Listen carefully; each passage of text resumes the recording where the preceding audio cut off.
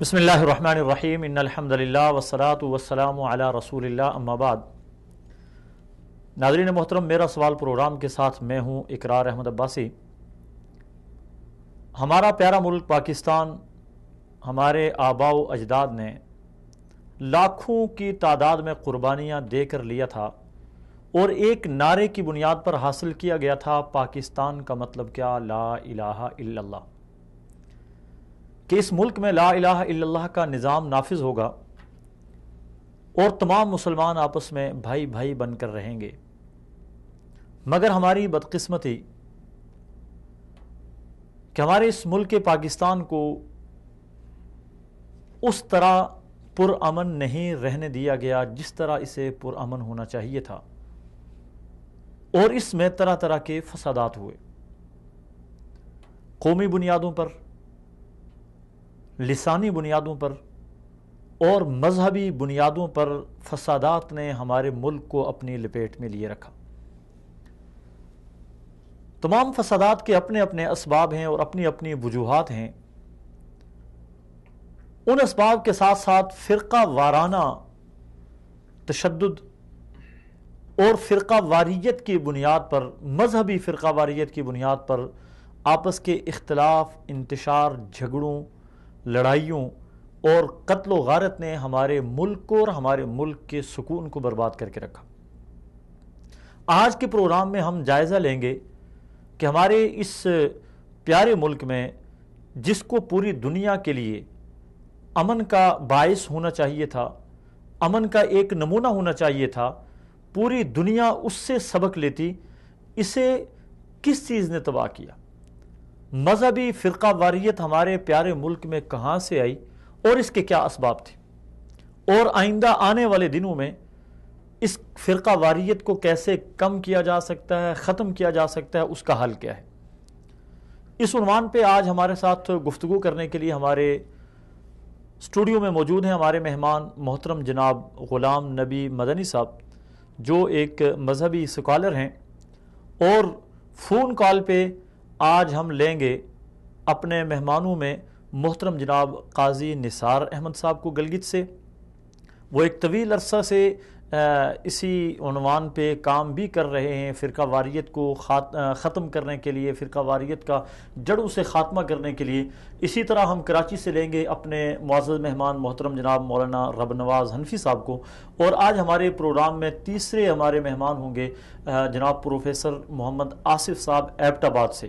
تو میں ان تینوں کا شکریہ ادا کروں گا، یہ ہمارے پروگرام میں تشریف لائیں گے۔ میں اپنے اسٹوڈیو میں موجود مہمان محترم جناب مولانا غلام نبی مدنی صاحب کا شکر گزار ہوں، آپ نے ہمیں اس حساس موضوع پہ گفتگو کے لیے ٹائم دیا ہے۔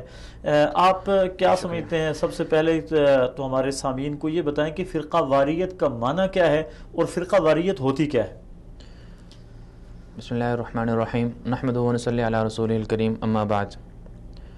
دیکھیں، فرقہ واریت ایک بہت ہی نازک عنوان ہے، اور اس فرقہ واریت کے وجہ سے، فرقہ واریت کے عنوان پر دنیا میں انسانوں نے بہت خون خرابہ دیکھا۔ تو فرقہ واریت کی ایک طویل تاریخ ہے۔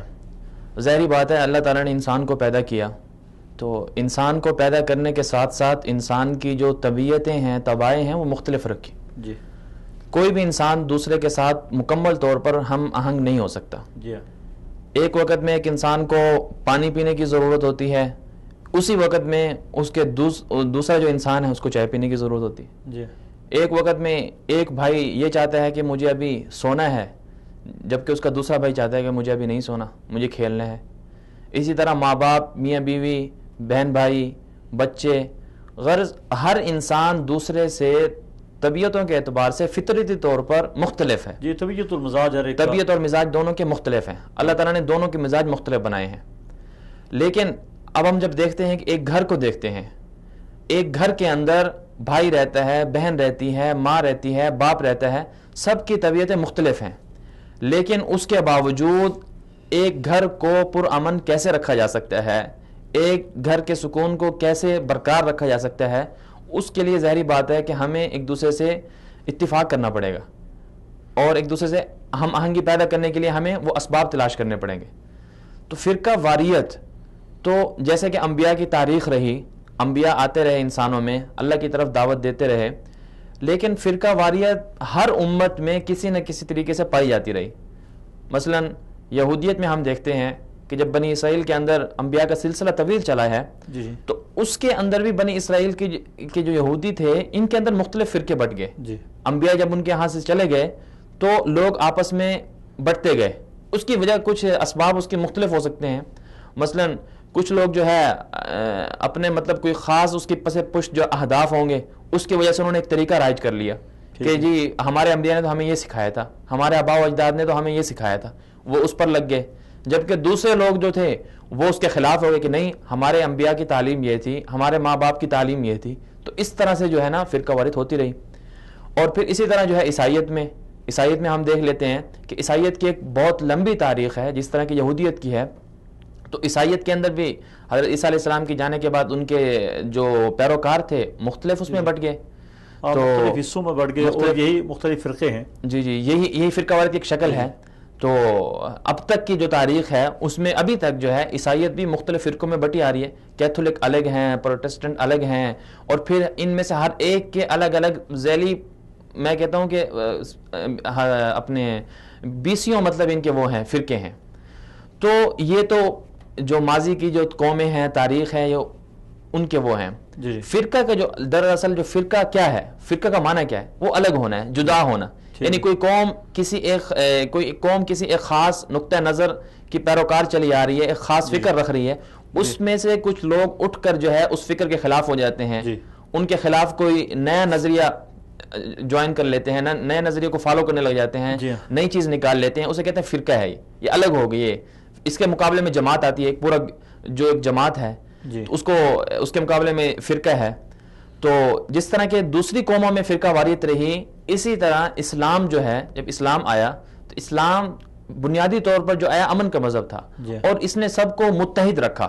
شروع سے لے کر آپ صلی اللہ علیہ وسلم کے زمانے سے لے کر حضرت خلفائے راشدین کے زمانے تک دین جو ہے نا پورا کا پورا صحیح معنوں میں چلتا رہا. جیسے کہ آپ صلی اللہ علیہ وسلم کی حدیث بھی ہے نا کہ میرا زمانہ اچھا ہوگا، اس کے بعد والا اچھا ہوگا، اس کے بعد والا اچھا ہوگا.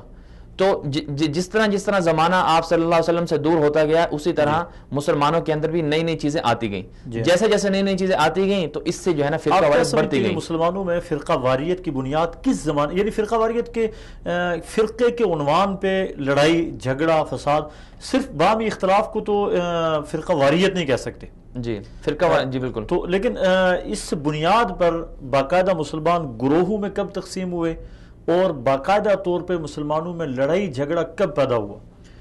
مسلمانوں کو دراصل مسلمان از خود جو ہے وہ باہمی گروہوں میں نہیں بٹے، بلکہ ان کو بانٹا گیا ہے، ان کو تقسیم کیا گیا ہے.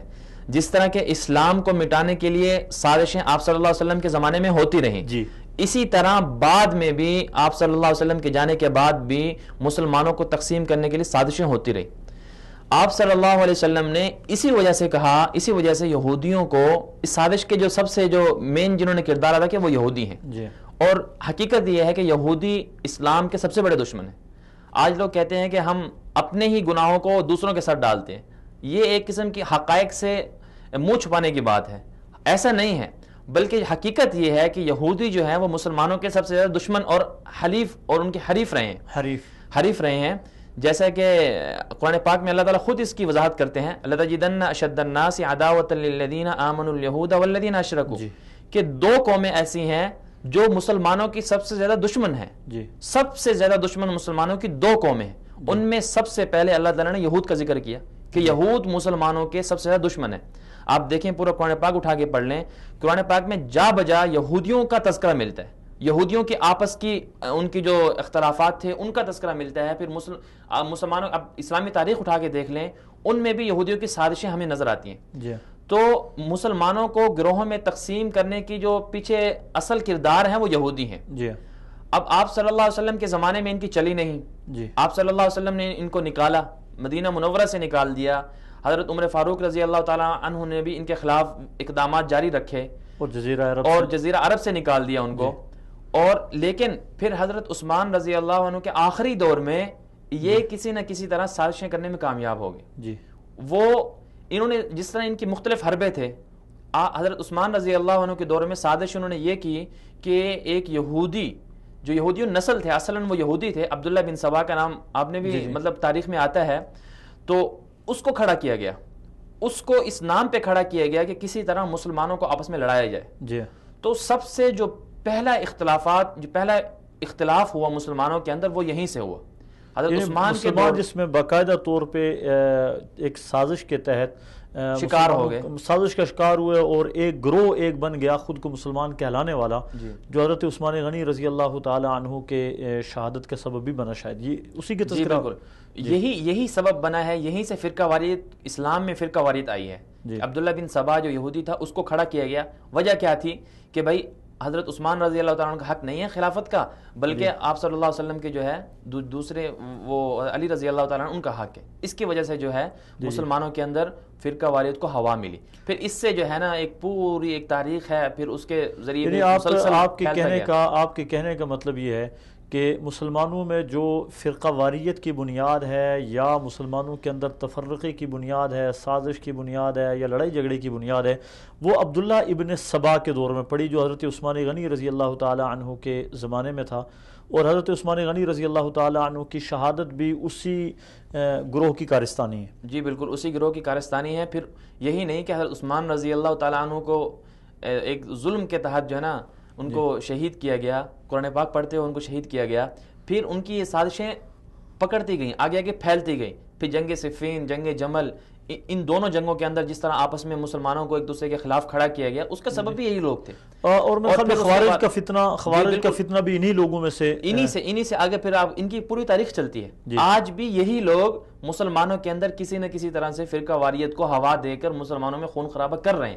یہ انہی کے باقیات ہیں کہ جب ہم اگر عالم اسلام میں اگر ہم نظر دوڑائیں تو شام میں، عراق میں، یمن میں، پاکستان کے اندر بھی کبھی کبھار، اور کوئٹہ کے اندر جو لسانی فسادات ہوتے ہیں ان کا سبب بھی یہی گروہ ہیں. یہی جو ان کی ایک پوری تاریخ چلی آ رہی، یہی لوگ ہیں جو خوارج کا فتنہ اٹھا، خوارج کے فتنے کو مطلب ہینڈل کرنے والے. ہمارے ساتھ ٹیلی فون کال پہ موجود ہیں محترم قاضی نثار صاحب. السلام علیکم ورحمۃ اللہ وبرکاتہ. وعلیکم السلام ورحمۃ اللہ وبرکاتہ. جی قاضی نثار صاحب، ہم آپ کو اپنے پروگرام میں خوش آمدید کہتے ہیں. جی بہت مہربانی، شکریہ. جی قاضی صاحب، آج ہم گفتگو کر رہے ہیں پاکستان میں فرقہ واریت اور اس کے اسباب. آپ ایک اس عنوان پہ طویل جد و جہد کر چکے ہیں اور آپ کے سامنے سارے حالات ہیں. آپ کیا سمجھتے ہیں پاکستان میں فرقہ واریت کی بنیاد کب پڑی؟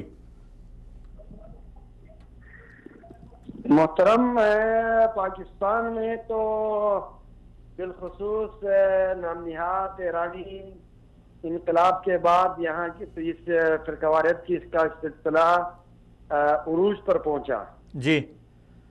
اور جس کی وجہ سے خون خرابہ اور بدامنی، تشدد اور اشتراک انتہا کو پہنچا.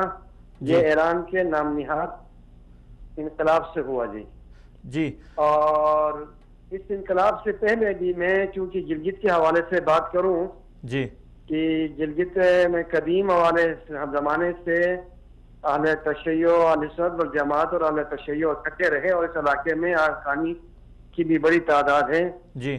لیکن اس طرح تشدد اور اشتراک نہیں تھا. جی. مگر جب سے پاکستان بننے کے فوراً بعد ان گلگت کے اہل تشیع نے یہاں ماتمی جلوسوں کا سلسلے کا آغاز کیا. جی. شروع میں 10-20 آدمی بازار سے گزرے، اس کے بعد ایک گھوڑا لے کر چلتے ایک سلسلہ شروع کیا. یعنی ایک بنیاد جس دن سے مادنی جلوس کا ایک رواج پڑا تو ایک اہل سنت والجماعت کو ان کے اور پھر اہل سنت کے جذبات کو مجروح ہونا ہی تھا. جی. اب یوم عاشورہ ہے. جی. ہر ایک کو اپنے مذہبی آزادی ہے. جی. یوم عاشورہ کے حوالے سے اہل سنت والجماعت اپنے معمول کی زندگی برقرار رکھنا ہے ہمارے عقیدے کا حصہ ہے. جی. کہ ہم اپنے معمول کی زندگی گزاریں. جی. اور ٹھیک ہے، اس دن 10 اور 9 کو ہم روزہ رکھتے ہیں، اور واقعہ کربلا سے پہلے یوم عاشورہ کا اپنا احترام. لیکن اس کے لیے شہری آبادیوں کو یرغمال بنانا، جی، اور تجارتی مراکز کو بند کرنا، لوگوں کو تنگ کرنا، اسپتالوں کا راستہ بند کرنا، جی، اس مذہبی ماتمی جلوس کی وجہ سے ایک خطرے کی بنیاد بنی. اور پاکستان میں بھی یہ ماتمی جلوس فتنے کی بنیاد بنے ہوئے ہیں جی. اور پاکستان میں افسوس کی بات یہ ہے کہ موجودہ نواز شریف صاحب نے 10 تاریخ کی چھٹی ہوتی تھی، اس سے 9 محرم کو بھی چھٹی کیا جی تاکہ فساد اور افتراق اور خوب پھیلے. اور محترم آپ بولتے ہیں فسادات کی بنیاد کیسے بولی، سوال کی بنیاد کہاں سے پڑی؟ جب سے کھلے عام یہ صحابہ کرام رضوان اللہ تعالی علیہم اجمعین کے خلاف حضرت سرائی کرنے لگے اور بکواسات کرنے لگے، تو جس کی وجہ سے فرقواریت پھیلی. اور پاکستان میں بھی یہی ماتمی جلوس اور جو ہے تبرہ بازی اس کی بنیاد ہے. قاضی صاحب آپ کیا سمجھتے ہیں ایرانی انقلاب کے پاکستان کے اوپر کیا اثرات پڑے ہیں؟ ایرانی انقلاب کے پاکستان کے اثرات یہ ہیں کہ گھر لڑائی ہوئی، فتنہ ہوا، فساد ہوا، بے گناہ لوگ مارے گئے، اور ایران جو ہے اب پورے دنیا میں ایک خیالی حلوہ پکائے ہوئے ہیں، جس کی وجہ سے آج جو ہمارے ملک مشکلات سے دوچار ہیں، فسادات ہوئے ہیں. پوری بلکہ کی تاریخ اٹھا کر دیکھیں تو انہی لوگوں کی وجہ سے مسلمانوں کو فی زمانہ نقصان پہنچا ہے. اور پاکستان میں تو ان کی وجہ سے فسادات اور رد عمل میں ہم سنت و جماعت کے جذبات ابھرے، نوجوان حد سے باہر نکلے، تو لازماً جو ہے نا فسادات ہوئے، پاکستان مشکلات سے دوچار ہوا. قاضی صاحب آپ کے گلگت میں کئی آپ مجھ سے پوچھیں کہ فرقواریت کا حل کیا ہے. آپ مجھ سے پوچھیں کہ فرقواریت کا ان حالات میں کیا حل ہے، آپ مجھ سے یہ پوچھیں. جی قاضی صاحب میں عرض یہ کر رہا ہوں کہ گلگت میں شمالی علاقہ جات میں اس سے پہلے بہت سارے فسادات ہوتے رہے اور وہاں پہ بہت سارے اہل سنت کو بڑی بے دردی کے ساتھ قتل کیا گیا. آپ کیا سمجھتے ہیں اس کے پیچھے بھی ایرانی سیاست ہو سکتی ہے؟ ہو سکتی ہے، نہیں ہے محترم. جی اب بھی ایرانی سفیر حالیہ دنوں میں بھی آیا اور پہلے بھی آتے رہے. اور گلگت بلتستان کے ہزاروں لوگ ایران میں تعلیم حاصل کر رہے ہیں اور وہاں جا کر ٹریننگ حاصل کر رہے ہیں، فسادات میں شریک ہیں. اور آپ کے کراچی کے اندر خون خرابے میں اور مملکت خداداد پاکستان میں بڑے بڑے علماء کے شہادتوں میں ملوث یہاں کی گلگت کے ایران سے تربیت حاصل کیے ہوئے دہشت گرد شامل ہیں. ٹھیک ہے قاضی صاحب، اس فرقہ واریت کا اور اس دہشت گردی کا حل کیا ہے؟ کہاں جا کر رکے گی؟ اس کا کوئی آخری سٹاپ بھی موجود ہے؟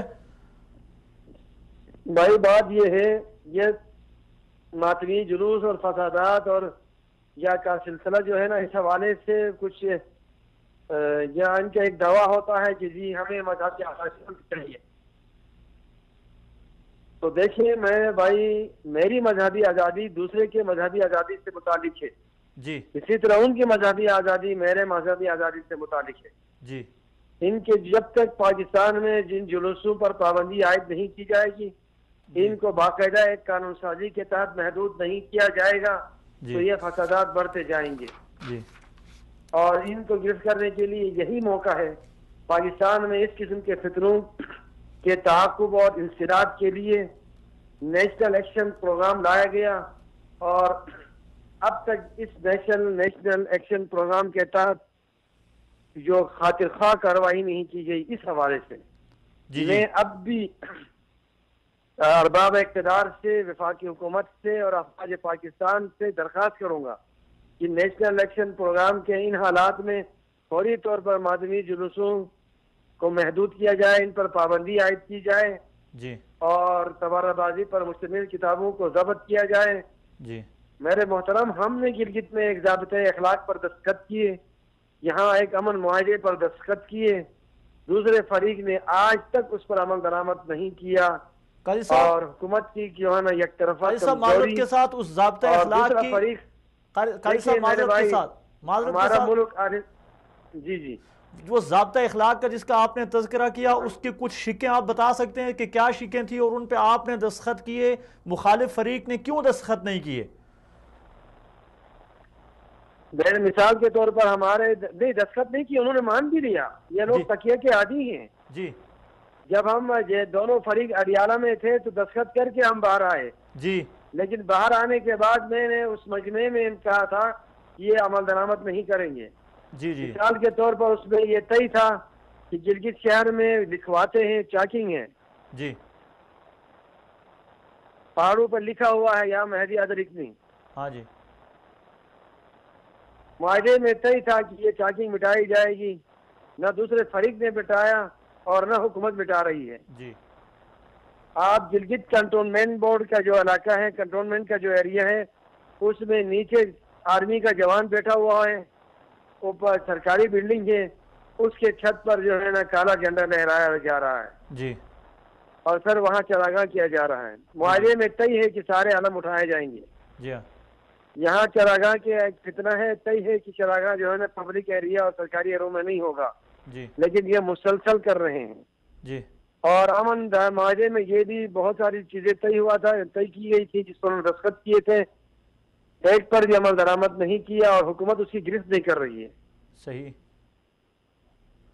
قاضی صاحب اور میں یہ جی آپ شمالی لکجات کے حوالے سے اہل سنت کے رہنما ہیں اور ایک طویل عرصے سے وہاں پہ ہونے والی شیعہ سنی جتنی بھی لڑائیاں ہوئی ہیں اس کے عینی گواہ بھی آپ موجود ہیں. اہل سنت پر وہاں پر یہ الزام لگایا جاتا ہے کہ فسادات ان کی طرف سے بڑھکائے جاتے ہیں، مخالف فریق کے خلاف نعرے لگائے جاتے ہیں، مخالف فریق کے خلاف لوگوں کے جذبات ابھارے جاتے ہیں. اس میں کیا حقیقت ہے؟ محترم، یہ تو دوسرا فریق جو ہے مکار اور اس قسم کی افواہ پھیلانے میں وہ بڑے ماہر ہیں.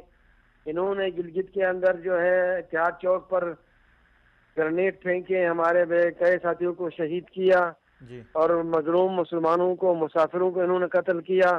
یہاں آئی جی پی شہید ہوا. یہاں ایٹی اے کا انسداد و دہشت گردی کے جج جمشید خان یہاں شہید ہوئے، اس کے قاتل گرفتار نہیں ہوئے. اہل سنت والجماعت تو یہاں خود مشکلات میں، ہم نے کیسے پہل کرنا ہے. جب بھی حالات ہوئے ہیں تو اہل سنت والجماعت نے صرف اپنا دفاع کیا ہے. جس شہر میں آئی جی پی قتل ہوتا ہے اس کے قاتل نہیں پکڑے جاتے ہیں. جس شہر میں ایٹی اے کا جج شہید ہوتا ہے جو ہے نا اس کے قاتل نہیں پکڑے جاتے ہیں. جس شہر میں جو ہے نا ڈاکٹر شیر ولی تھے جو یہ گلگت بلتستان کے صحت کے ڈائریکٹر تھے، اس کو شہید کیا، اس کے قاتل گرفتار نہیں ہوئے.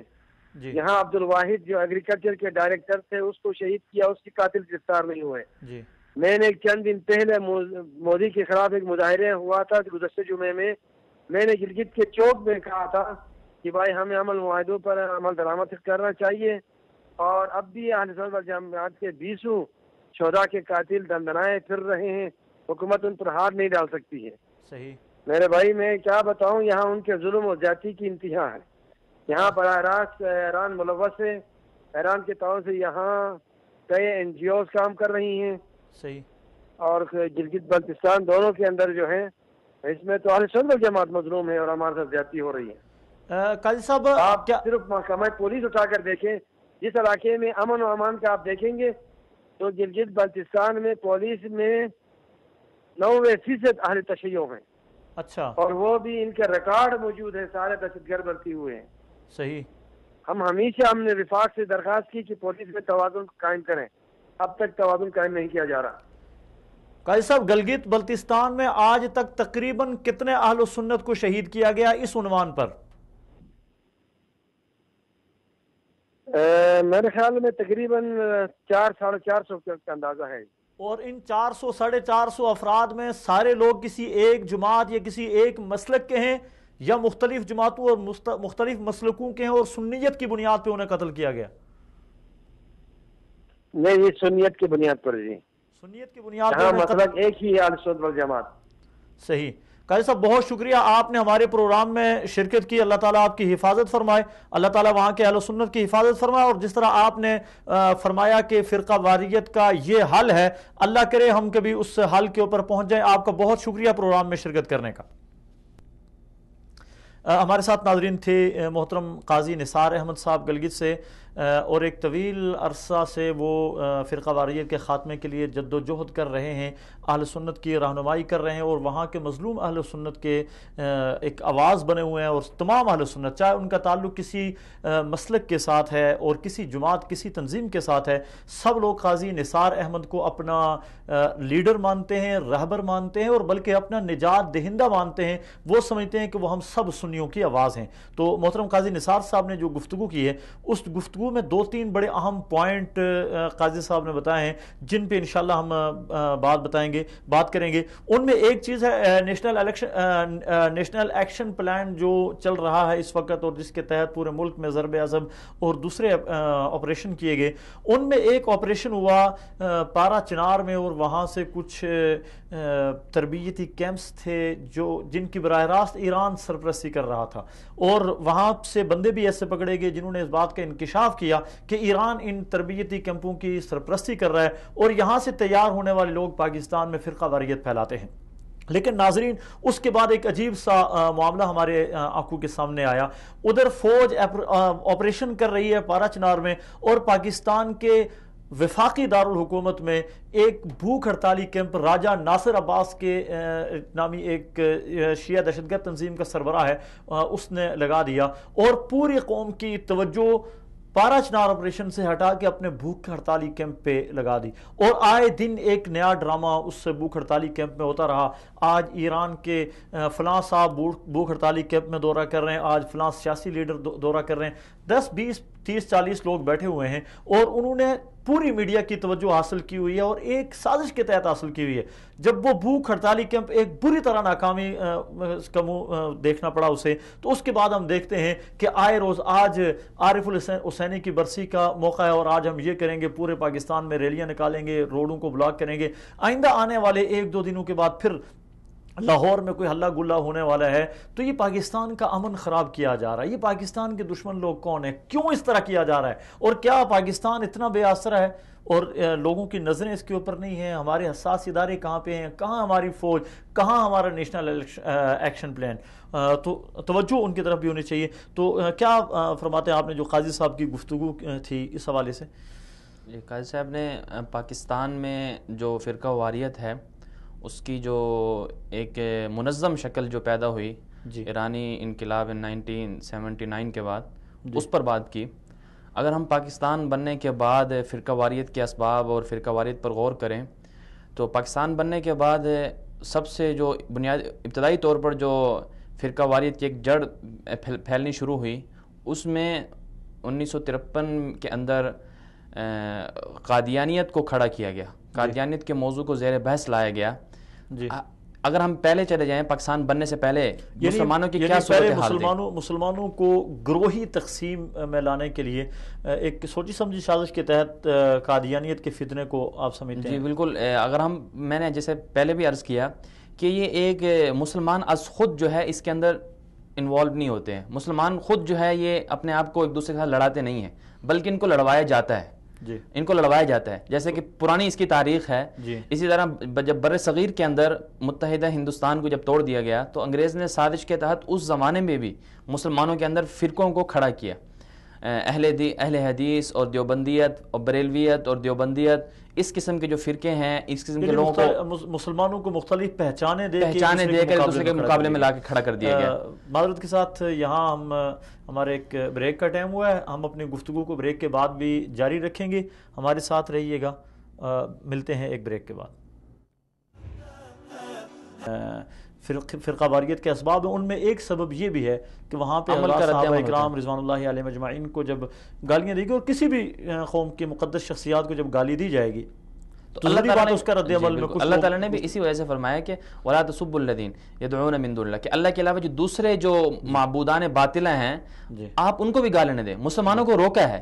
کیوں؟ اس کی وجہ یہ تھی کہ وہ ریئیکشن میں اللہ کو گالی نہیں دیں اور مسلمانوں کی جو مقدس شخصیات ہیں ان کو برا بلا نہ کہیں. تو جب اللہ تعالیٰ نے مسلمانوں کو ایک چیز کا پابند کیا ہے تو آج ہم مطلب جب دیکھتے ہیں کہ لوگ جو ہیں صحابہ کرام کو اور جو ہمارے مقدس شخصیات ہیں ان کو جب گالی دیں گے تو ظاہری بات فرقہ واریت تو پھیلے گی. تو ہم بات یہ کر رہے تھے کہ پاکستان کے اندر فرقہ واریت کہاں سے آئی, فرقہ واریت کیسے شروع ہوئی. تو میں سمجھتا ہوں کہ قادیانیت کے مسئلے کو دوبارہ اچھالنا یہ بھی ایک سازش ہے.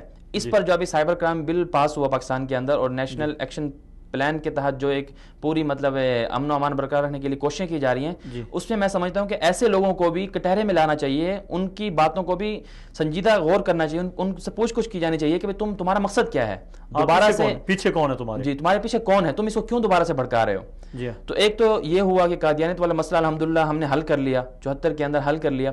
اس کے بعد 79 کے اندر جو ہے ایران میں انقلاب آیا, جی. اگر ہم ایرانی انقلاب کے پیچھے جائیں تو اس کے پیچھے بھی ہمیں وہی سازشی لوگ نظر آتے ہیں, جی. کہ فرانس کے اندر ایک آدمی بیٹھا ہوا ہے, اس کی ایک بھرپور تیاری کی جاتی ہے, اس کو ایک پلاننگ کے تحت لانچ کیا جاتا ہے, اس کو پھر ایک وہاں سے بھیج کر ایران میں لایا جاتا ہے. میرے خیال میں اگر ایرانی انقلاب پہ تجزیہ کیا جائے تو 2 لفظ ہی کافی ہیں کہ فرانس میں بیٹھ کے ایرانی انقلاب کی تیاری ہوئی. جی, حالانکہ اس ضروری قوم بات کے ہے اندر فرانس یا وہاں کے عیسائی یا ان کے پیچھے موجود یہودیت جو ہے وہ کبھی بھی اپنے دشمن تو تیار نہیں کرے گی.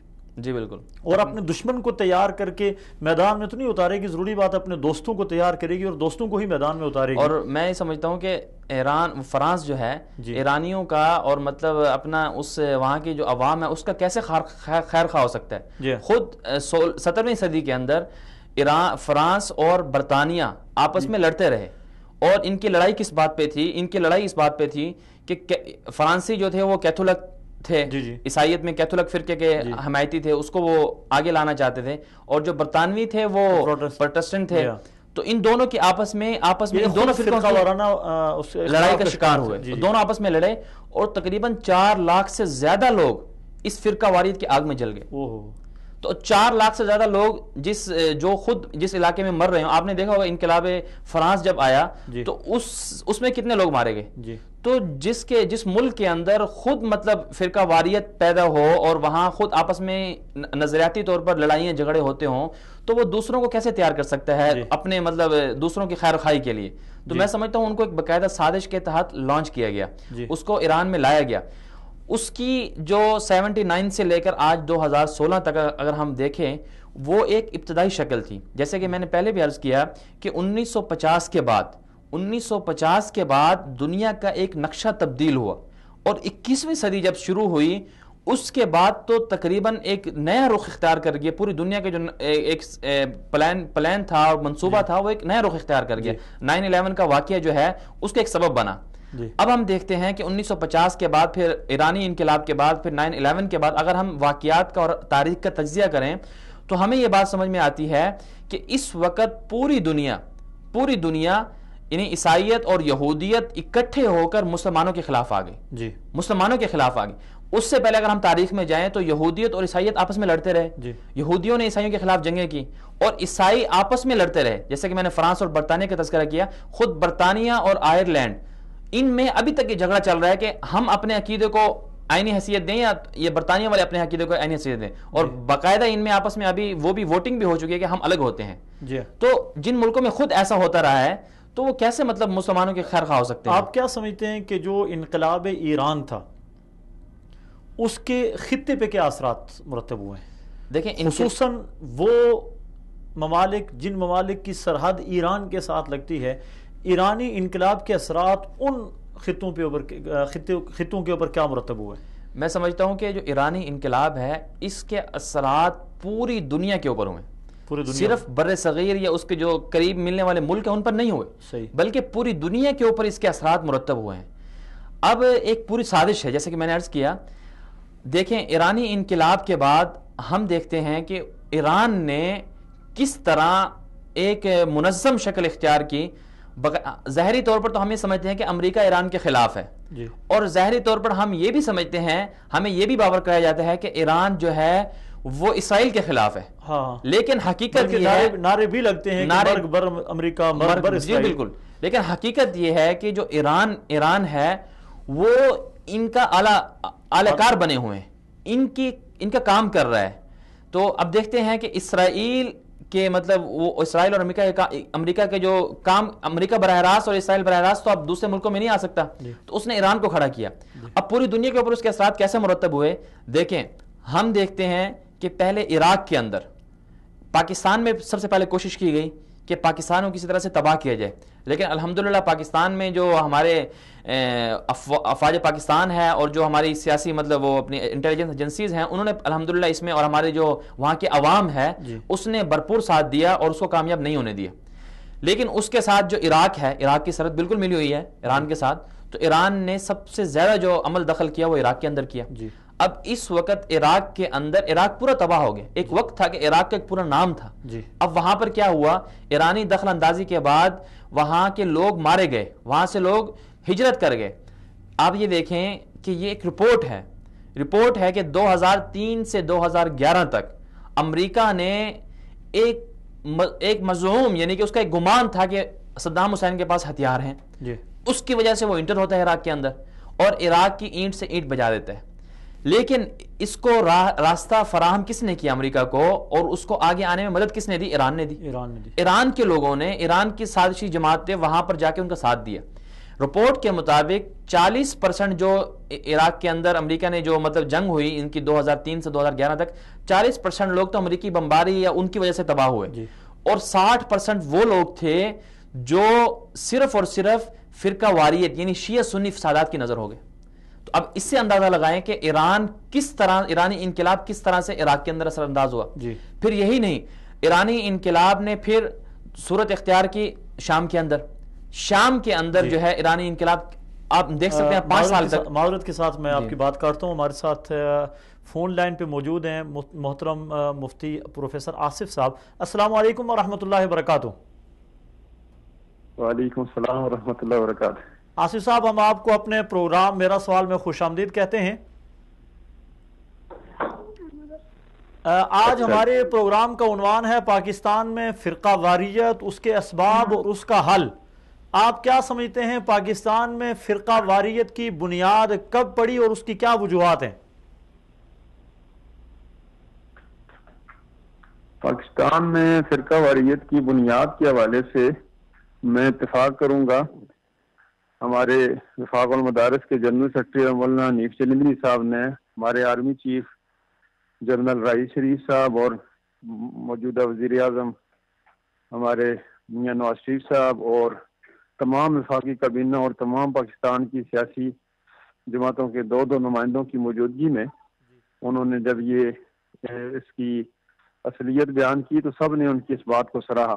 انہوں نے کہا کہ پاکستان کے اندر پہلے بھی شیعہ سنی بھی رہتے تھے، لیکن اکا دکا کوئی نہ کوئی اپنے گاؤں کے علاقائی فسادات کے علاوہ یا معمولی جھگڑوں کے علاوہ کوئی ایسا گمبھیر فساد نہیں ہوتا تھا. اس فساد کی بنیاد جو پڑی ہے تو 79 کے ایرانی انقلاب کے بعد ہوئی ہے. اور اس انقلاب کے بعد یہ کیا گیا کہ مخصوص لٹریچر اور جو ایرانی حکومت نے اپنے اس لٹریچر کو ایرانی فنڈ کے اوپر اور حکومتی فنڈ کے اوپر پاکستان کے اندر چلایا. اور نتیجہ یہ ہوا کہ 2% جو طبقہ تھا اس نے اپنا نصاب تعلیم الگ کیا اور اپنے لیے الگ سے مراعات اور الگ سے اپنا پورا لٹریچر. اس لٹریچر میں صرف یہ نہیں تھا کہ صرف مذہب کی ترویج ہوتی تو ہر مذہب کو کھلا اختیار ہوتا ہے، لیکن دوسرے مذہب پہ ایسی تنقید کہ جو تنقید اس مذہب کے لوگوں کے جذبات اور عقائد کے صریح خلاف ہو اور ان کو جذبات کو برنگ ریختہ کرے. جب یہ کیا گیا تو اس کے نتیجے میں گلی کوچے کے اندر جھگڑے فسادات شروع ہوئے. لہذا یہ فساد جو ہے وہ 79 کے ایرانی انقلاب کے بعد ہماری چونکہ موجودہ کابینہ وزراء اور سارے سیاسی جماعتوں نے اس بات سے اتفاق کیا. میں سمجھتا ہوں کہ یہ بات تقریباً پاکستان کی اس وقت کی سیاسی مذہبی تمام کی تمام دانشوروں کی متفقہ بات ہے کہ یہ فسادات جو شروع ہوئے 79 کے بعد ہوئے. ان اسباب کو اگر ختم کر دیا جائے تو آج یہ فسادات ختم ہو سکتے ہیں. مفتی صاحب، اپنا پاکستان سنی اکثریت کا ملک ہے اور یہاں کی آبادی 90% سے زائد آبادی سنی اکثریت پہ مشتمل ہے. ایرانی انقلاب کے فوراً بعد پاکستان میں تحریک نفاذ فقہ جعفریہ کی بنیاد پڑی. اس کو آپ کس نظر سے دیکھتے ہیں؟ میں یہ سمجھتا ہوں کہ اگر اسی قسم کا کوئی تحریک اس ملک میں جس ملک میں فقہ جعفریہ کی ماننے والوں کی اکثریت ہے وہاں اگر اس کی اجازت ہے تو پھر تو اس کو کسی حد تک یہ سمجھا جا سکتا ہے کہ ہر ایک کو اختیار ہے. لیکن وہاں اگر اس کا اختیار نہ ہو اور وہاں تو سنی فقہ کے اوپر اور سنی شریعت کے اوپر عمل کرنے کی بھی اجازت نہ ہو اور چاہے جائے کہ ان کو اپنے عقائد کی ترویج یا اس کے اور یہاں یہ ہو کہ 2% طبقہ یہ کہے کہ میں اپنے فقہ کا نفاذ کروں گا. یہ نفاذ کا نعرہ بجائے خود ایک غلط ہے، اس لیے کہ نفاذ جو ہوتا ہے وہ اکثریت کی شریعت کا ہوتا ہے. اقلیت کا کبھی بھی نفاذ نہیں ہوتا. اقلیت کو اپنے مذہب کی پوری آزادی ہوتی ہے. جی لیکن اقلیت اٹھ کر یہ کہنے لگ جائے کہ میں اپنی شریعت کو نافذ کروں گا تو یہ جھگڑا ہوتا ہے. جی ہاں لہذا نفاذ والی بات ہی جھگڑا ہے. یہ بات کہی جا سکتی ہے کہ اقلیت کو جہاں اختیار نہ دیا جائے اس کے اپنے مذہبی عبادات پہ پوری عمل کرنے کا، وہ ملک جو ہے وہ یعنی اپنی اقلیتوں پر ظلم کرنے والا ہوتا ہے. لیکن اقلیت اٹھ کر یہ کہ مجھے آزادی ہے تو اس آزادی سے غلط فائدہ اٹھا کے میں اپنی اس اقلیت کی مذہب شریعت کو نافذ کروں گا، جی تو یہ اکثریت کے جذبات سے کھیلنا ہوتا ہے. یہ بالکل عقلی طور پہ، شرعی طور پہ، ہر اعتبار سے یہ غلط بات ہے. مفتی صاحب، اس فرقہ واریت کی بنیاد پر گھروں کے گھر اجڑ گئے، خاندان اجڑ گئے، کئی لوگ موت کے منہ میں چلے گئے. آخر اس کا کوئی حل تو ہوگا، اس کا حل کیا ہے؟ اس کا حل میں یہ سمجھتا ہوں کہ ایک تو مشہور اصول ہے کہ اپنا مذہب چھوڑو نہیں، دوسرے کو چھیڑو نہیں. جی تو اپنے مذہب پہ عمل کرنے کی تو ہر ایک کو اختیار ہو، لیکن دوسرے سے چھیڑ چھاڑ جو ہے، ایسا لٹریچر اور ایسی دعوت یا ایسے واعظین ذاکرین جو دوسرے کو چھیڑنے ہی سے ان کی سارا گزر اوقات ہوتا ہے، ان کے اوپر پابندی لگائی جائے. ایسا لٹریچر جو لٹریچر دوسرے کو چھیڑنے والا ہو، اس لٹریچر پہ جب تک پابندی نہیں لگتی تب تک یہ جذبات ختم نہیں ہو سکتے اور یہ خونریزی ختم نہیں ہو سکتی. مفتی صاحب، کیا وجہ ہے کہ وہی لوگ جن کی طرف آپ کا اشارہ ہے کہ وہ صحابہ کے خلاف غلیظ زبان استعمال کرتے ہیں، دوسرے کے بزرگوں کے خلاف غلیظ زبان استعمال کرتے ہیں، مگر میڈیا پر آ کر وہ لوگ یکسر انکار کر دیتے ہیں کہ ہم تو صحابہ کو بھی مانتے ہیں، ہم سب کو مانتے ہیں، ہم کسی کے خلاف بات نہیں کرتے، اس کی کیا وجہ ہے؟ مسئلہ یہ ہے کہ جب بھی اقلیت اکثریت سے دست گریبان ہو جاتی ہے، اس کے بعد اس کو اپنی اس کا جواز فراہم کرنے کی کوئی اس کے پاس ثبوت نہیں ہوتا. نتیجہ یہ ہے کہ وہ جو ہے وہ پس پردہ کچھ اور کر رہی ہوتی ہے، پیش منظر پہ کچھ اور کر رہی ہوتی ہے، پس منظر پہ کچھ اور کر رہی ہوتی ہے. یہ ان کا یہ منافقانہ چہرہ ہوتا ہے کہ وہ اندر اور رکھتے ہیں، باہر اور رکھتے ہیں. اس لیے کہ اگر وہ جو کچھ دل میں رکھتے ہیں، جو کچھ کر رہے ہوتے ہیں انڈر گراؤنڈ، وہی ظاہر بھی کریں تو ہر بندہ عقلاً بھی کہے کہ یہ بات کلی طور پہ ان کی بات غلط ہے. لہٰذا وہ اپنی اس حقیقی پردے کو ظاہر نہیں کرتے، کہتے ہیں نہیں ہم تو ایسے نہیں. ہم بھی یہ کہتے ہیں کہ جو آدمی زبان سے آ کر یہ بات کہہ دیتا ہے کہ نہیں جی ہم ایسے نہیں، تو پھر اس کی بات کا یہ نہ یقین کیا جائے کہ ہم یہ تم والی بات ہی نہ ہو. بات یہ ہو کہ اس قسم کا لٹریچر جہاں کہیں بھی ہے بس اس کو ضبط کر دیا جائے، اس کو پابندی لگا دی جائے. کوئی کر رہا ہے یا نہیں کر رہا، اس سے غرض ہی کچھ بھی نہیں ہے. لیکن جو بھی لٹریچر ایسا موجود ہے اور ایسے افراد موجود ہیں جو جذبات سے کھیل کر ایسے مواقع کو استعمال کرتے ہیں، ان پر پابندی لگا دی جائے اور ان کے ایسے لٹریچر پر پابندی لگا دی جائے، کھیل خود ختم ہو جائے. مفتی صاحب، آخری میں آپ سے گزارش کروں گا، آخری سوال ہے میرا کہ پاکستان کو مستقبل میں فرقہ وارانہ بنیادوں پر کس قسم کے خطرات کا سامنا ہے یا ممکن ہو سکتا ہے کہ یہ خطرات ہیں پاکستان کے لیے؟ پاکستان کے لیے ان فرقہ وارانہ خطرات موجودہ جو چیزیں ان کو جو جی مس یوز کیا جا سکتا ہے. ایک تو یہ ہے کہ یہاں پر مسجد کا جو تقدس ہے، کسی بھی اسلامی مرکز کا تقدس ختم ہو کر رہ گیا. نبی پاک صلی اللہ علیہ وسلم کو سن 8 ہجری میں مکہ فتح کرا کر بھی 8 اور 9 ہجری میں حج کے لیے نہیں جانے دیا گیا، صرف اس لیے کہ تاکہ بیت اللہ کا تقدس خراب نہ ہو. 10 ہجری تک حضور کو انتظار کرایا گیا. تو اس سے بڑے نقصانات ہو رہے ہیں کہ پاکستان میں مذہب بدنام ہو رہا ہے، مذہبی مراکز بدنام ہو رہے ہیں، مساجد بدنام ہو رہی ہیں. اور اس کا نقصان ان پہ جا کر جو ہو رہا ہے وہ یہ ہے کہ کسی مذہب کے نام پر اخیر اللہ نہ کرے کہیں ایسا نہ ہو جائے کہ ملک ٹکڑے ہوتا ہے. جیسا کہ کراچی کو الگ کرنے اور بلوچستان کے اندر مداخلت کرنے اور اس میں ہر قسم کے سیاسی لوگ فرقہ واریت بھی، میں معذرت کے ساتھ ایک بات آپ کا وقت لوں گا کہ ایک بات تو غلط ہو رہی ہے کہ فرقہ واریت کا نام جب بھی لیا جاتا ہے تو صرف اور صرف مذہبی فرقہ واریت سمجھی جاتی ہے. لیکن سوال یہ ہے کہ جو سیاسی فرقہ واریت پاکستان میں درپیش ہے اس کی طرف توجہ کیوں نہیں کی جاتی؟ اس وقت جو ہے وہ کسی صوبائیت کے نام پر، علاقائیت کے نام پر، کہیں مہاجر کے نام پر، کہیں بلوچستان کے نام پر، کہیں سندھی کے نام پر، کہیں زبان اور علاقے کے نام پہ جو فرقہ واریت پیدا کی جا رہی ہے، یہ بھی بہت بڑی فرقہ واریت ہے. اس فرقہ واریت کو بھی سمجھنے کی ضرورت ہے کہ وہ بھی فرقہ واریت ہے اور یہ بھی فرقہ واریت ہے. جہاں بھی جو ہے وہ فرقہ واریت ہو وہ غلط ہے، اور اسی فرقہ واریت سے ملک کو ٹکڑے ہونے کا خدشہ اللہ ہے کہ اللہ نہ کرے. یہ اسلام کا قلعہ ہے اور اسلام کا یہ قلعہ دو قومی نظریے پہ حاصل ہونے والا، دنیا کے اندر دو ہی ملک ہیں جو نظریے کی بنیاد پہ حاصل ہوئے، ایک اسرائیل ہے جو یہودی نظریے پہ حاصل ہوا ہے، پاکستان ہے جو اسلامی نظریے پہ حاصل ہوا جی۔ اور پاکستان کو اس وقت خطرات لائق ہیں، وہ خطرات ابھی جو ہے الطاف حسین نے مرد آباد کے نعرے لگائے اور کراچی کے اندر اس سے اتنا کرنے کی کوشش کی کہ یہ ساری انہی چیز کے اسباب ہیں جو مجسم شکل میں اب سامنے آ رہے ہیں۔ اللہ نہ کرے ہمیں یہ چیز دیکھنی پڑے کہ فرقہ واریت کے سلے میں پاکستان سے ہاتھ دھونے پڑے، اس سے پہلے ابھی اس ملک کو سنبھالا جائے اور ملک کے دو قومی نظریے کو سنبھالا جائے، اور دو قومی نظریے کی بنیاد پہ تمام مسلمان اکٹھے ہو جائیں، آپس کے تفرقات اور آپس کے جو ہے وہ اختلافات کو بھلا دیں۔ بہت اچھے، بہت خوب مفتی صاحب، بہت اچھے، آپ کا بہت شکریہ، آپ نے ہمیں جوائن کیا، آپ نے ہمیں قیمتی وقت دیا اور آپ کی مصروفیات کا ہمیں اچھی طرح احساس تھا، اور میری معلومات کے مطابق آپ نے صبح سفر حج کرنا ہے، اللہ تبارک و تعالیٰ آپ کے اس سفر کو قبول فرمائے۔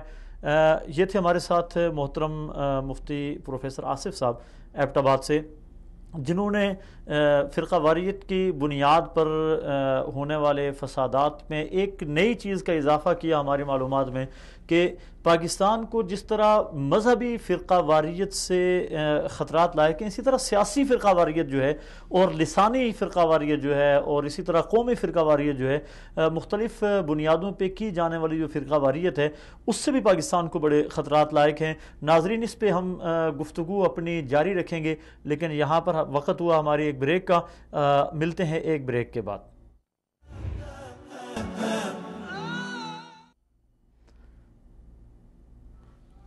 السلام علیکم ورحمۃ اللہ، بریک کے بعد دوبارہ خوش آمدید۔ ہم گفتگو کر رہے تھے پاکستان میں فرقہ واریت، اس کے اسباب اور اس کا حل، اس عنوان پہ ہمارے ساتھ گفتگو کی محترم پروفیسر مفتی آصف صاحب نے، اور بڑی اچھی باتیں انہوں نے کی، اور اس کے بعد ہم جائزہ لے رہے تھے اس بات کا کہ ایران کے ساتھ ملے ہوئے جتنے ممالک ہیں، ان تمام ممالک کے اوپر پاکستان سمیت ایرانی سیاست یا ایرانی انقلاب کے کیا اثرات مرتب ہوئے ہیں۔ ہمارے ساتھ فون کال پہ موجود ہیں اہل سنت والجماعت پاکستان کے رہنما محترم مولانا ربنواز حنفی صاحب۔ السلام علیکم ورحمۃ اللہ وبرکاتہ۔ وعلیکم ورحمۃ اللہ وبرکاتہ۔ مولانا، میرا سوال پروگرام میں آپ کو خوش آمدید کہیں گے؟ میں بھی آپ کو خوش آمدید کہتا ہوں۔ جزاک اللہ۔ مولانا، آپ سے میرا سوال یہ ہے کہ پاکستان میں فرقہ واریت کی کیا وجوہات ہیں، کن بنیادوں کی کیا بنیاد ہے فرقہ واریت کی، کیوں فرقہ واریت آئی پاکستان میں، کہاں سے آئی، اس کی کیا وجوہات ہیں؟ بسم اللہ الرحمن الرحیم۔ آپ کے وصال چینل کے توسط سے میں اپنے سامعین کو یہ بات بتانا چاہتا ہوں، اس میں کوئی دو رائے نہیں ہے، اور یہ پاکستان میں کوئی بات مخفی یہ نہیں ہے کہ یہ فرقہ واریت پاکستان میں کیوں ہوئی اور کہاں سے آئی۔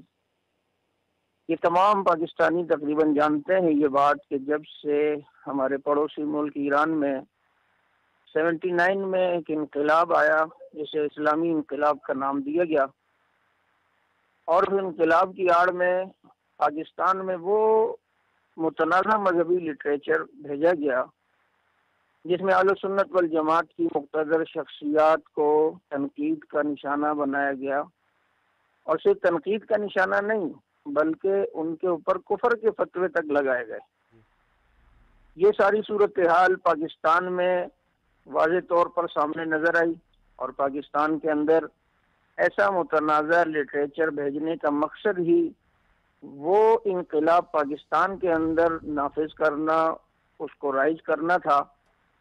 لیکن اللہ پاک نے ہر دور میں اہل حق علماء کو دین کی خدمت کے لیے پیدا فرمایا ہے۔ اہل حق علماء نے ان کا راستہ روکا، اور فرقہ واریت، اصل فرقہ واریت وہ ہے کہ جو اسلام کے مسلمہ اصولوں کے خلاف بات کرے، تو اصل فرقہ واریت وہ ہے۔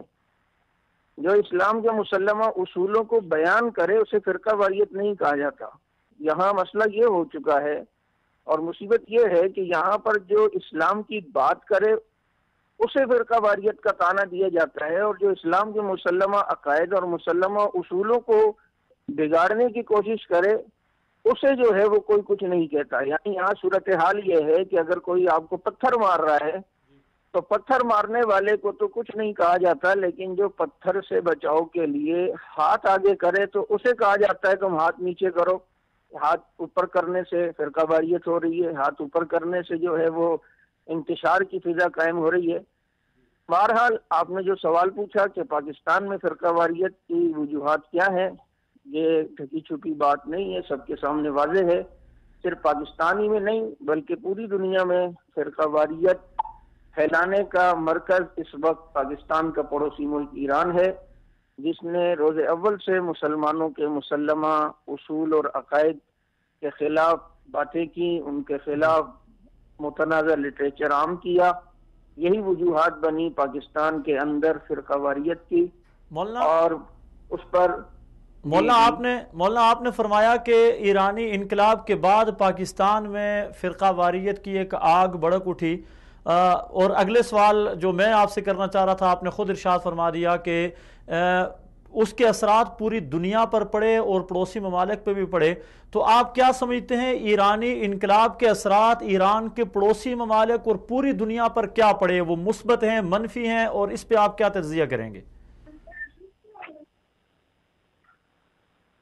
یہ تو آج بات بالکل واضح ہو کر سامنے آ گئی ہے کہ اس فرقہ واریت کے اثرات منفی پوری دنیا میں پڑے. ایک شام کے علاقے کو لے لیں، شام میں اس وقت تقریباً 3 لاکھ سے زیادہ مسلمان شہید ہو چکے ہیں، اور ظاہر بات ہے یہ ایک مسلمانوں کے ایمانی غیرت کو جھنجھوڑنے کے مترادف ہے. کوئی آدمی بھی اپنے، چاہے وہ عرب کا رہنے والا ہو، عجم کا رہنے والا ہو، اپنے مقتدر شخصیات کے خلاف بات برداشت نہیں کر سکتا. یہ لٹریچر جو ہمارے پڑوسی ملک ایران سے آیا، نہ صرف اردو میں بلکہ فارسی میں افغانستان میں بھیجا گیا، عرب ممالک کے اندر شام میں، دبئی میں، اور اسی طرح لبنان میں اور دیگر عرب ممالک میں بھیجا گیا. اور اب اس لٹریچر، متنازع لٹریچر کو، فرقہ واریت سے بھرپور اس لٹریچر کو فرینچ زبان کے اندر، فرانس تک کے جو ہے اندر وہ منتقل کیا جا رہا ہے. انگلش میں جو ہے وہ لندن میں، امریکہ میں اور دیگر انگریز ممالک میں جو ہے یہ پھیلایا جا رہا ہے. یہ خاص ایک مقصد کے تحت پوری دنیا کے اندر اس لٹریچر کو پھیلانے کا مقصد مسلمانوں کے مذہبی جذبات کو جو ہے وہ ابھارنا مقصد ہے، اور ساتھ ساتھ ان مقتدر شخصیات پر سے جو ہے اعتماد ہٹانا مقصد ہے کہ جن کی وجہ سے اسلام ہم تک پہنچا ہے.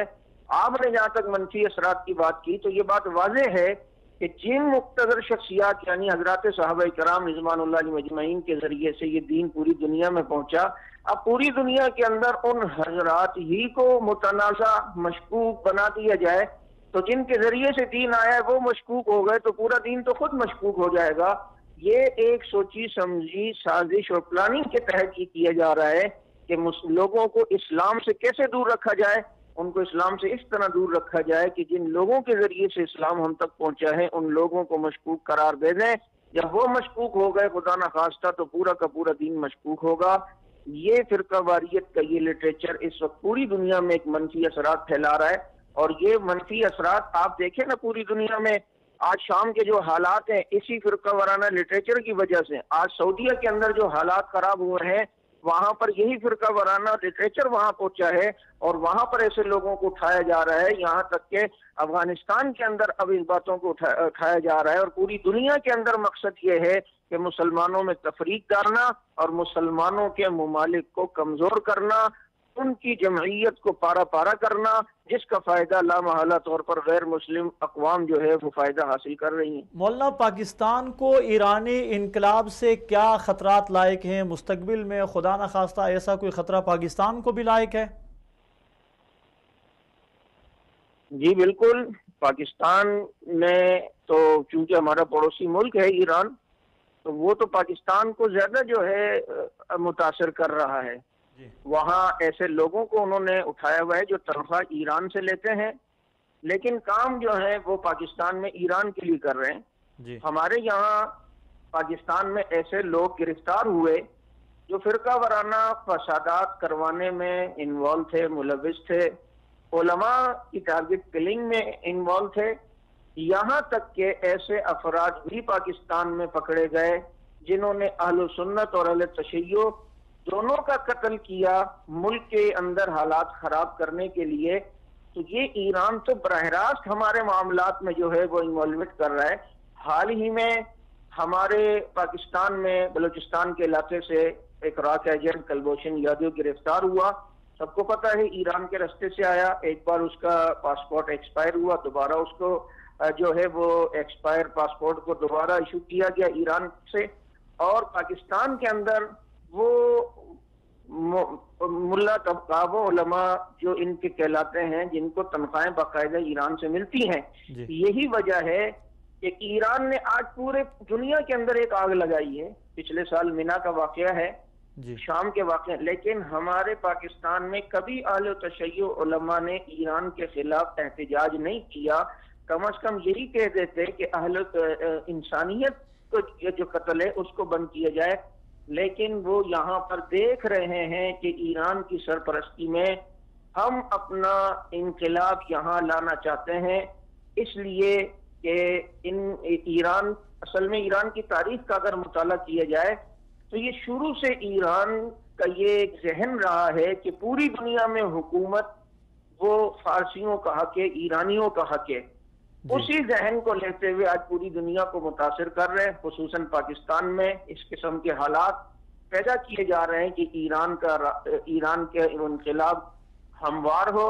اس کے لیے انہوں نے پاکستان میں بہت سے سیاستدان خریدے ہوئے ہیں، بہت سے اینکر خریدے ہوئے ہیں، بہت سے صحافی انہوں نے خریدے ہوئے ہیں، بہت سے اعلیٰ پوسٹوں پر انہوں نے اپنے افراد بٹھائے ہوئے ہیں۔ جیسے ہی ان کو موقع ملے گا خدا نخواستہ وہ پاکستان کے اندر اس انقلاب کے لیے مزید راہ ہموار نہ کرے، لیکن انشاءاللہ العزیز یہ پاکستان ہے اور پاکستان میں ایسی گڑبڑ کوئی کسی صورت برداشت نہیں ہوگی، مولانا اس انقلاب کے راستہ روکیں۔ جی مولانا، پاکستان میں خانہائے فرہنگ ایران ہیں اور ایک بڑی تعداد میں موجود ہیں، ہر بڑے شہر میں ایک خانہ فرہنگ ہے جو ہمیں اپنی تہذیب سکھانا چاہتے ہیں، ان کو آپ کس نظر سے دیکھتے ہیں؟ دیکھیں، کسی بھی ملک کا یہاں ایک سفارت خانہ ہوتا ہے، لیکن اس کی تہذیب کو عام کرنے کے لیے یا اس کے وہ جس ملک کا بھی سفارت خانہ ہو وہ کم از کم اپنے مذہب کو یہاں رائج نہیں کرتا۔ یہاں مختلف ممالک کے سفارت خانے پاکستان میں، لیکن ایران پاکستان میں صرف سفارت خانے نہیں کھولتا، بلکہ یہاں پر ساتھ ساتھ میں اپنے کلچر کو، اپنی ثقافت کو عام کرنے کے لیے خانہ فرہنگ ایران کے نام سے ایک ایسی مضبوط چھاونی بناتا ہے کہ جہاں سے باقاعدہ اس مذہب کی تشہیر ہو سکے، تبلیغ ہو سکے، وہاں کا کلچر جو ہے وہ عام ہو سکے، اس کے لیے وہ افراد کو باقاعدہ سپورٹ کرتا ہے۔ اور اس میں کوئی دو رائے نہیں ہے کہ اس وقت ہم پاکستان کے اندر فرقہ واریت کو پھیلانے کے لیے اور فرقہ وارانہ فساد کرانے میں ایرانی سفارت خانے براہ راست ملوث ہیں، براہ راست انوالومنٹ ان کی ہے۔ ہم نے اپنے حکمرانوں سے ہمیشہ یہ مطالبہ کیا ہے کہ اس طرح کی انوالومنٹ اور سرگرمیوں کو روکا جائے، کیونکہ ایران پوری دنیا میں اپنے سفارت خانوں کے ذریعے سے اپنا مذہبی لٹریچر بھی پھیلاتا ہے، ساتھ ساتھ میں اپنے کلچر، اپنی ثقافت کو بھی جو ہے وہ پھیلا رہا ہے۔ مولانا، آپ کیا سمجھتے ہیں کہ ایران پاکستان کو اپنے پورے ملک میں کوئی ایک بھی ثقافتی سینٹر کھولنے کی اجازت دے گا؟ یہی اسی بات کا رونا ہے کہ ایک بات آپ کے چینل کے توسط سے یہ کہنا چاہتا ہوں کہ ہمارے پاکستان میں ایک بڑا اچھا سا نعرہ جو ہے وہ لگایا جاتا ہے، بظاہر بڑا اسے بنا سوار کے کیا جاتا ہے کہ شیعہ سنی بھائی بھائی۔ جی، ہم یہ کہتے ہیں کہ اگر کوئی اتنا ہی اتحاد اور اخوت اور بھائی چارگی کے لیے مخلص ہے تو یہ نعرہ ایران میں بھی لگایا جائے، اس نعرے کو وہاں کیوں نہیں لگایا جاتا؟ جی، اسی لیے جب یہ نعرہ وہاں برداشت نہیں ہے تو آج آپ دیکھیں کہ پاکستان کا اگر اس طرح کا سفارت خانہ جو کہ پاکستانی کلچر، پاکستان کی سنی مذہب، خاص کر فقہ حنفی کے اصولوں کے مطابق وہاں تشہیر کرے، ایران میں اگر پاکستان کا کوئی سفارت خانہ ایسا کھولا جائے، ایران کسی صورت بھی اس کو برداشت نہیں کرے گا۔ جو ایران تہران میں اہل سنت کی ایک مسجد برداشت نہیں کر سکتا، وہ کسی سفارت خانے کے توسط سے بھلا اس ملک کا مذہب خصوصاً فقہ حنفی اور اہل سنت کے نام پر اگر اس کی تشہیر ہو رہی ہے وہ کس طرح برداشت کرے گا؟ جی بہت شکریہ مولانا آپ کا، آپ نے ہمیں وقت دیا اور آپ نے بڑی قیمتی باتیں کی ہیں۔ مولانا بڑی خوبصورت بات کی، یا خصوصاً آخر میں جو مولانا نے بات کی ہے کہ ایران پاکستان کو یا دنیا کے کسی بھی ملک کو، سنی ملک کو اس بات کی اجازت نہیں دے گا کہ وہ ایران میں آ کے اپنا کوئی ثقافتی سنٹر کھولے۔ ثقافتی سنٹر تو بعد کی بات ہے، تہران میں 15 لاکھ سنی آبادی ہے اور وہاں پر کسی سنی کو ایک مسجد بنانے کی اجازت نہیں۔ ایک رپورٹ میں پڑھ رہا تھا، وہاں پہ ایک دکان خرید کے، ایک جگہ خرید کے سنی مسلمانوں نے وہاں پہ نماز با جماعت کا اہتمام شروع کیا، اور وہ بھی پاکستانی سفارت خانے کے لوگ تھے ان لوگوں نے، تو اسے بھی بند کر دیا گیا۔ جی بالکل، یہی تو رونا ہے کہ مطلب رواداری کا درس دینے والے جی یہ باتیں کیوں بھول جاتے ہیں۔ اب دیکھیں سفارتی شخصیات پر یا سفارت خانوں پر حملے پوری دنیا کے اندر ایک بہت بڑا جرم ہے۔ جی اب دیکھیں سعودی عرب کا جو سفارت خانہ ہے اس پر جو حملہ ہوا، جی کیا قصور تھا اس کا؟ جی کوئی قصور نہیں تھا، لیکن اس کو برداشت نہیں کیا گیا، قانونی طور پر بنا ہوا ہے، سب لوگ وہاں پر موجود ہیں، لیکن اس پر حملہ کر دیا گیا۔ تو میں سمجھتا ہوں کہ ایران جو ہے اس وقت پوری دنیا 21ویں صدی کے اندر جس دور میں ہم جی رہے ہیں، آنے والے حالات میں ایران جو ہے پوری دنیا کے اندر ایک خون ریز جنگ چھیڑنا چاہتا ہے۔ اور میں سمجھتا ہوں کہ میں یہاں ایک چیز، ایک تاثر جو میں زائل کرنا چاہتا ہوں، شاید دنیا کے ذہن میں یہ جاتا ہے کہ ایران کوئی بہت بڑی پاور ہے، کوئی بہت بڑی طاقت ہے اور اس کے سامنے باقی طاقتوں کی کوئی حیثیت نہیں ہے۔ یہ ایران ہے کیا؟ ایران کی تو اپنی ڈوبتی معیشت، تباہ ہوتی معیشت ہے، وہاں غربت ہے، وہاں پہ کرپشن ہے، وہاں پہ یعنی لوگ اب جسم فروشی سے اپنا، اعوذ باللہ میں بات کہنا بھی غیر مناسب سمجھتا ہوں پروگرام میں، کہ جسم فروشی وہاں کا بہترین کاروبار ہے۔ تو اس معاشرے کے لوگ، وہ لوگ کس طرح پوری دنیا کا اس طرح مقابلہ کر رہے ہیں، اور ہم سب کہتے ہیں کہ پوری دنیا میں فساد پھیلا رہے ہیں۔ نہیں، اصل میں بات یہ ہے نا کہ کمزور لوگ چاہے وہ جتنے بھی ہوں، کمزور جتنے بھی ہوں، لیکن جب ان کو سپورٹ ایسے بڑے بڑے لوگوں کی، ایسے اہم ترین لوگوں کی مل جائے، تو وہ دیکھیں کوئی بھی بندہ ہوگا نا اس وقت تک وہ کوئی ایسی در اندازی یا ظلم نہیں کر سکتا جب تک کہ اس کی پس پشت پہ کوئی بندہ نہ ہو، کوئی مضبوط چیز نہ ہو۔ ایران کے پس پشت پر اس وقت پوری دنیا کے جو یہودی ہیں، پوری دنیا کے جو، جیسے امریکہ میں نے آپ کو بتایا، اسرائیل ہے، یہ سارے اس کی پشت پر ہیں، ان کو باقاعدہ سپورٹ کر رہے ہیں۔ ایران ایک مہرے کا کردار ادا کر رہا ہے، اور ایران کی اس وقت جو لڑائی ایران مسلمانوں کے خلاف لڑ رہا ہے، وہ ایران لڑائی نہیں لڑ رہا، بلکہ اس کے پیچھے موجود وہ قوتیں، وہ طاقتیں لڑائی لڑ رہی ہیں جو بظاہر کھل کے سامنے نہیں آ سکتی۔ اصل میں بات پتہ کیا ہے، اصل میں دونوں جو ہے نا اپنے مفادات حاصل کرنا چاہتے ہیں۔ اب لبنان کے اندر جو ایرانی انقلاب کے بعد خمینی نے اپنے باقاعدہ دستے بھیجے، اس کا مقصد یہ تھا کہ بھئی فلسطینیوں کی ہم مدد کریں گے، لیکن فلسطینیوں کی مدد تو کیا کی جاتی، وہاں کی مطلب اس زمانے کی مطلب رپورٹیں یہ بتاتی ہیں کہ وہاں پر صابرہ اور شیتلہ جو دو علاقے تھے، وہاں پر کیمپوں پر، فلسطینی کیمپوں پر ایران نے باقاعدہ یہودیوں سے مل کر، اسرائیلیوں سے مل کر ان پر ظلم کیا۔ اہل سنت جو اسرائیل میں اپنا فلسطین میں بستے تھے ان پر ظلم کیا گیا۔ اور یہ بھی رپورٹیں دنیا سب جانتی ہے کہ اس ایران کو 1980 کے دہائی میں جب عراق اور ایران جنگ ہو رہی تھی، اس وقت ایران کو جو اسلحہ ملا وہ کس نے دیا؟ وہ اسلحہ اسرائیل نے اس کو دیا۔ تو میں سمجھتا ہوں کہ ان کی چونکہ پشت پر ساری دنیا کے جو مطلب یہودی سمجھ لیں اسلام دشمن طاقتیں جو ہیں وہ ان کے پیچھے ہیں، تو اس کی وجہ سے جو ہے نا یہ پوری دنیا کے اندر فساد مچا رہا ہے، اور آنے والے حالات میں ان کا جو ہے نا بہت خطرناک جو ہے نا مسلمانوں پر اثرات ہوں گے مرتب۔ اس کے لیے اب ہمیں یہ غور کرنا ہوگا کہ ان کا مقابلہ کیسے کیا جائے۔ ہم ایران کے ساتھ سفارتی تعلقات کے حامی ہیں، ہم چاہتے ہیں کہ وہ ہمارے ساتھ محبت اور امن سے رہیں، لیکن کیا وہ بھی اس پہ تیار ہے؟ اب ہم دیکھتے ہیں پاکستان کے اندر، اب پاکستان میں جو بسنے والے لوگ ہیں، چاہے وہ شیعہ ہوں، چاہے وہ قادیانی ہوں، چاہے وہ کسی بھی مسئلے سے تعلق رکھتے ہوں، ان کے لیے سب سے اہم تو پاکستان ہے، ہونا چاہیے کیونکہ پاکستان ہونا چاہیے، کیونکہ پاکستان نے ان کو ایک شناخت دی، ان کو زندگی کے سب مطلب زندگی جینے کا ان کو حق دیا۔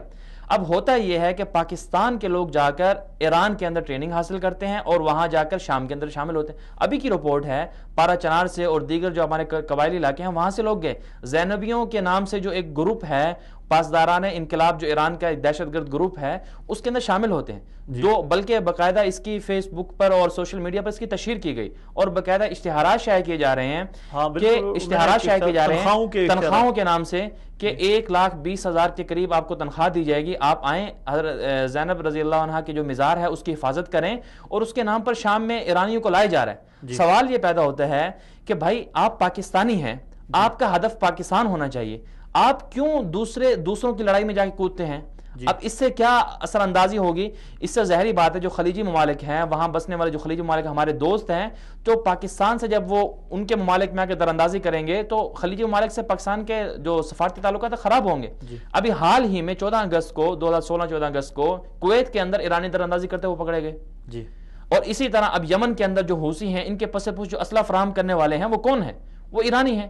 تو اگر پاکستان سے لوگ جا کر ان کے ایران کو سپورٹ کریں گے, اور وہاں کے ان کی جو اب شام کو اگر ہم دیکھ لیں, شام کے اندر سپورٹ کرنے والا ایران ہے. ایران نے روس کو, اب روس جو ہے وہ ایرانی اڈے استعمال کر رہا ہے, روس ایرانی اڈے استعمال کر رہا ہے, اور اس شام کے اندر جو دہشت گردی اس وقت جاری ہے, جو قتل و غارت گری جاری ہے, اس کا سب سے بڑا محرک جو ہے وہ ایران ہے. اب ایران کی وجہ سے ترکی کے اندر فسادات پیدا ہو گئے. اب اس پوری اگر ہم گیم کو سمجھنے کی کوشش کریں تو میں یہ سمجھتا ہوں کہ ایران نے چاروں طرف اپنے پاؤں پھیلائے ہوئے ہیں, چاروں طرف وہ گھسا ہوا ہے. اور پاکستان کو میں یہ سمجھتا ہوں کہ پاکستانی اداروں کو اس پر غور کرنا ہوگا. خود پاکستانی عوام کو, چاہے وہ شیعہ کمیونٹی سے تعلق رکھتے ہیں لوگ, ان کو غور کرنا ہوگا کہ ہمارا مقصد پاکستان ہے. ہم پاکستان ہے تو ہم ہیں. پاکستان ہے تو پاکستان کی سالمیت ہمیں اپنی جان سے زیادہ عزیز ہونی چاہیے. بالکل. اور پاکستان کے خلاف سازش کرنے والا کوئی بھی ہو, اس کے ساتھ ہمارا چاہے مذہبی تعلق ہے, چاہے سیاسی تعلق ہے, چاہے کوئی بھی تعلق ہمارا ہے, اگر وہ پاکستان کے خلاف سازش کر رہا ہے تو ہمیں ایک پاکستانی کی حیثیت سے اپنا حق ادا کرنا چاہیے. بالکل. تو اس سلسلے میں پاکستانی اداروں کو چاہیے کہ ایسے لوگوں پر نظر رکھیں. اب یہ جو ایران کے معذرت, یہاں ایک مولانا رب نواز صاحب نے بڑی اچھی بات کی کہ یہاں جو کلچرل سنٹر ہیں جن کو ہم خانہائے فرہنگ ایران کہتے ہیں, تو کلچرل سنٹر کسی ملک کے دوسرے ملک میں ان کی کیا گنجائش بنتی ہے؟ کیا پاکستان کے پاکستان ایک اچھی تہذیب والا ملک ہے, پاکستان کو باہر سے آ کے کیا کوئی تہذیب سکھائے گا؟ یا ایرانیوں سے ہماری تہذیب کوئی کم ہے کہ ہم محتاج ہیں اس بات کے کہ ہم ایرانیوں سے تہذیب سیکھیں گے؟ بات یہ ہوتی ہے کہ ہم جس طرح وہ کر رہے ہیں ہمیں بھی ایسا کرنا چاہیے. اگر وہ ہمارے ساتھ اچھا چلتے ہیں تو ہمیں ان کے ساتھ اچھا چلنا چاہیے. ان کے ثقافتی سنٹرز کا ہونا ہمیں اس پہ کوئی اعتراض نہیں, لیکن سوال یہ پیدا ہوتا ہے کہ جب ان ثقافتی سنٹر کی آڑ میں پاکستان کی سالمیت کے خلاف سازشیں کی جائیں, جب پاکستانیوں کو ورغلا کر اپنے اہداف کے لیے استعمال کیا جائے, تب سوال پیدا ہوتا ہے. جیسے کہ مولانا نے بات کی کہ ایران کبھی بھی اس کی اجازت نہیں دے گا, وہاں تو مسجد بننے کی اجازت نہیں ہے, تو پھر ہم ایسے لوگوں سے کیسے توقع کر سکتے ہیں کہ وہ اپنے سنٹر کھول کر پاکستان کے حق میں کام کریں گے؟ ہرگز نہیں کریں گے.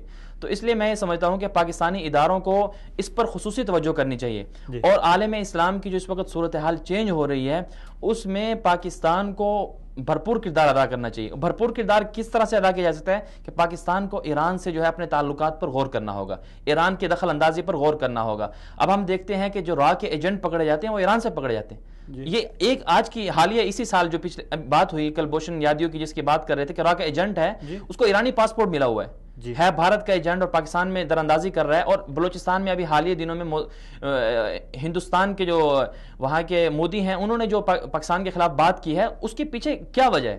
کیونکہ ان کے ساتھ ایران ملا ہوا ہے. تو ایران, اور اب پاکستان, ایرانی صدر پاکستان کا دورہ کرتا ہے اور باقاعدہ وہ یہ عزم کا اظہار کرتا ہے کہ ہم پاکستان کے ساتھ اقتصادی تعاون کرنا چاہتے ہیں. ہم چاہتے ہیں کہ پاکستان جو ہے جس طرح چین کے ساتھ راہداری منصوبہ کر رہا ہے, اسی طرح پاکستان جو ہے ہمارے ساتھ بھی کرے, ٹرین لائن بچھائے, اور اسی طرح جو ہے سڑکیں بچھائے.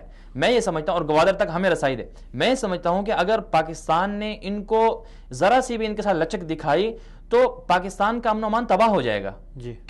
کیونکہ یہ لوگ, ان کی ایک پوری سازش ہے. ہم ان لوگوں کو جان چکے ہیں, دنیا پوری ان کی حقیقت جان چکی ہے کہ کس طرح انہوں نے عراق کو تباہ و برباد کر دیا, کس طرح انہوں نے شام کو تباہ و برباد کر دیا, کس طرح انہوں نے یمن کے اندر جو ہے وہ جو جنگ ہے یمن کا امن و امان خراب کر دیا, اور افریقی ممالک کے اندر کس طرح انہوں نے اپنے مطلب شیعہ کمیونٹی کو بھڑکا کر جو ہے نا وہاں کے امن و امان کو خراب کیا. تو اس لیے ہمیں ان سے تعاون, اس لحاظ سے اقتصادی تعاون نہیں کرنا چاہیے.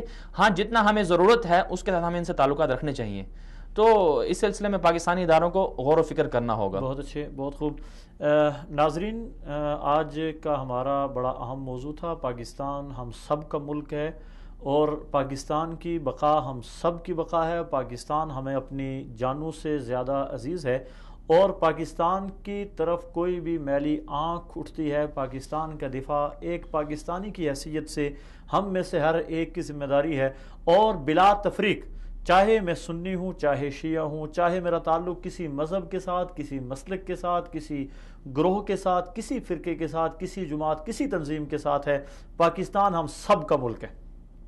پاکستان کو آپ بھی اپنا ملک سمجھیں، اور پاکستان کے خلاف سازش کرنے والا کوئی بھی ہو، چاہے وہ انڈیا ہو، چاہے وہ ایران ہو، چاہے وہ امریکہ ہو، چاہے کوئی اور دوسرا ملک ہو، پاکستان کے خلاف جو بھی سازش کر رہا ہے، یہ نہ دیکھیے کہ وہ میرے مسلک کا ہے، وہ میرے مذہب کا ہے، وہ میرے ساتھ نظریاتی محبت رکھنے والا ہے. پاکستان کا جو دشمن ہے وہ آپ کا دشمن ہے. ہم پاکستانی ہیں، اور اگر کسی نے نعرہ لگایا تھا کہ سب سے پہلے پاکستان، نہیں بلکہ سب سے پہلے اسلام، اور اسلام کے بعد ہمارے لیے پاکستان اللہ تعالیٰ کی ایک بہت بڑی نعمت ہے. اور اس سرزمین پر یہ دوسری مملکت ہے، مدینہ منورہ کی سلطنت کے بعد، مدینہ منورہ کی مملکت کے بعد یہ دوسری مملکت ہے جسے اسلام کے نام پر بنایا گیا، لا الہ الا اللہ کے نام پر بنایا گیا، اور آج کل یہ سازشوں کا شکار ہے. پاکستان ایک اسلامی پاور بھی ہے، ایٹمی پاور بھی ہے، اور اس حیثیت سے اس وقت پوری دنیا اسلام کی قیادت پاکستان کے ہاتھ میں ہونی چاہیے. یہی وجہ ہے کہ پاکستان پوری دنیا کے جو مسلم مخالف قوتیں ہیں ان کی آنکھوں میں کھٹکتا ہے، اور وہ اسے ہنستا بستا نہیں دیکھ سکتے. یہاں پر کبھی مذہبی بنیادوں پر فسادات کرائے جاتے ہیں، کبھی سیاسی بنیادوں پر فسادات کروائے جاتے ہیں، اور کبھی یہاں پر پاکستان زندہ باد اور کبھی مرد آباد کے نعرے لگوا کے پاکستان کے امن کو تباہ کرنے کی کوشش کی جاتی ہے.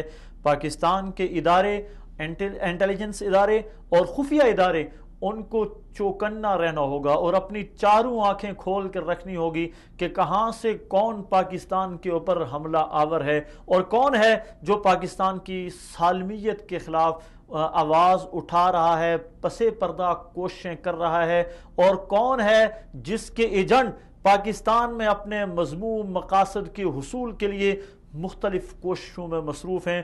کون ہے جس نے پاکستان کے میڈیا کو خرید کر رکھا ہوا ہے اور پاکستانی میڈیا کو اپنے مذموم مقاصد کے لیے استعمال کر رہا ہے.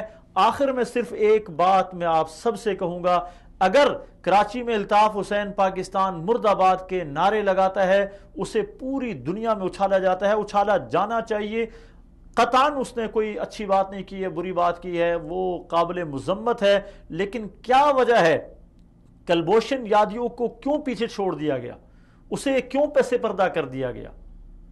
عزیر بلوچ کہاں گیا؟ اس کا تذکرہ کیوں ختم کر دیا گیا؟ اس کے پیچھے کون سی قوتیں ہیں؟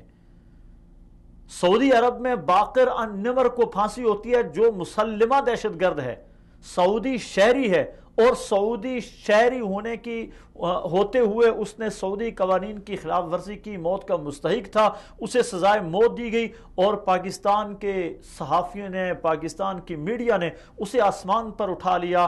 پاکستان ہی ایران کا پڑوسی ملک ہے، اور ایران میں 21 سنی جید مبلغین علماء کو، سنی کارکنوں کو پھانسی دی گئی. پاکستان کے کسی ایک اخبار نے ایک کالمی خبر تک دینا گوارا نہ کی. کیا وجہ ہے؟ میڈیا کس کے ہاتھ میں ہے اور کس کا اعلی کار بنا ہوا ہے؟ ہمیں اپنی آنکھیں کھول کر رکھنی ہوں گی، ہمیں چوکنا رہنا ہوگا. ہمارا دشمن کہیں ہم سوئے ہوئے ہوں اور ہمارا کام تمام نہ کر دے. اللہ تعالی ہمارے ملک کا حامی و ناصر ہو، اللہ ہمارا بھی حامی و ناصر ہو. اللہ تعالی ہمارے اس ملک کو آباد اور شاد رکھے. پاکستان زندہ باد.